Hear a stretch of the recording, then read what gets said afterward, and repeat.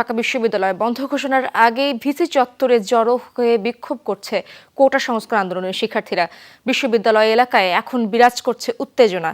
দুপুরের আগে টিএসসিতে জড়ো হতে চায় শিক্ষার্থীরা, সেখানে সাউন্ড গ্রেনেড ছোড়ে পুলিশ। এরপরই বিক্ষুব্ধ শিক্ষার্থীরা ব্যারিকেড ভেঙে এগিয়ে যায় ভিসির বাসভবনের সামনে, সেখানে জড়ো হয়ে বিক্ষোভ করছে তারা। একই সময় নীলক্ষেত মোড়ে আগুন দেওয়া হয় একটি মোটরসাইকেলে। এর আগে গভীর রাতে যাদের হল থেকে জোরপূর্বক বের করে দেওয়া হয়েছিল তারা লাঠি সোঁটা নিয়ে আবারও হলে ঢোকার চেষ্টা করছেন। স্যার এএফ রহমান হলে ৩টি ফটকে ভাঙচুর করা হয়, চলছে ইট পাটকেল নিক্ষেপ। সব মিলিয়ে ক্যাম্পাসের ১৪টি হল থেকে কিছুক্ষণ পরপরই এমন উত্তেজনার খবর পাওয়া যাচ্ছে। সূর্য সেন হলের সামনে ভাঙচুর করে একটি মোটরসাইকেলে আগুন ধরিয়ে দেওয়া হয়।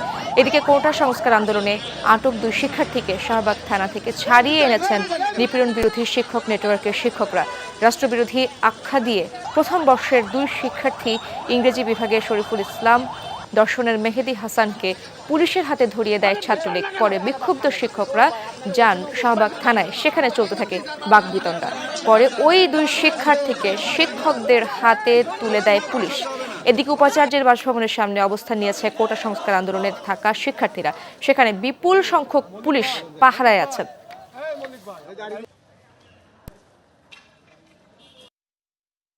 হল ভ্যাকেন্ট করেন, আমরা যে যৌক্তিক দাবি আদায় পুরো বাংলাদেশের ছাত্র সমাজ লড়ছি, সেই দাবি আদায়ের আন্দোলনটি বিস্তৃত হয়ে যেতে পারে। যখনই আমরা রাজু ভাস্কর্য পার হয়েছি তখনই আমাদেরকে উদ্দেশ্য করে সোহরাওয়ার্দীর উদ্যানের গেটের দিয়ে ককটেল মারা হয়েছে। আমাদের উদ্দেশ্য ছিল আমরা শান্তিপূর্ণভাবে আসব, সিনেট ভবন ঘেরাও করব, যেখানে শিক্ষকরা সিদ্ধান্ত নিচ্ছিল ভার্সিটির হলগুলো বন্ধ হবে কিনা। আমাদের মেইন উদ্দেশ্য ছিল ভার্সিটির হলগুলো যেন বন্ধ না হয়।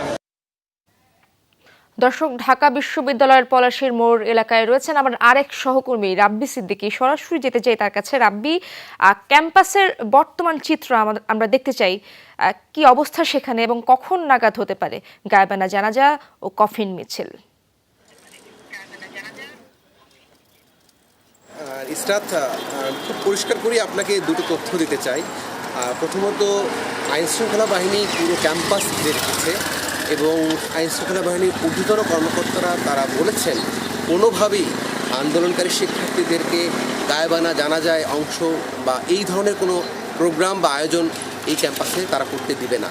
এবং সেজন্য তারা আন্দোলনকারীদের অবস্থান অনুযায়ী তারা পুরো ক্যাম্পাসে ঘিরে রেখেছেন এবং সেই ঘিরে রাখার পরও আমরা দেখেছি যে কোটা বিরোধী আন্দোলনকারী শিক্ষার্থীরা তারা পুলিশি বাধা অতিক্রম করে ভিসির যে বাংলো, সেই ভিসির বাংলোর দিকে তারা চলে যান এবং সেই সঙ্গে আমরা তারপরই দেখেছি যে রোকেয়া হল থেকে শুরু করে পলাশীর মোড় থেকে শুরু করে চারপাশে পুলিশ, এটিবিএন এবং অন্যান্য আইনশৃঙ্খলা বাহিনীর সদস্য সব, মানে এখানে ইসরাত বলতেই পারি যে সপাতেক সদস্য, পোশাকি সদস্য এই ক্যাম্পাসে মোতায়েন রয়েছে এবং এখন পর্যন্ত বড় ধরনের কোনো বিশৃঙ্খলা আমরা দেখিনি। সেই সঙ্গে আমাদের চোখে পড়েনি যে ছাত্রলীগের যে অবস্থান, তাদের যে একটি নির্ধারিত যে কর্মসূচি ছিল, সেই কর্মসূচিটিও তারা পালন করবে কি না সেই বিষয়ে আমরা সুনিশ্চিত করে কোনো তথ্য পাইনি।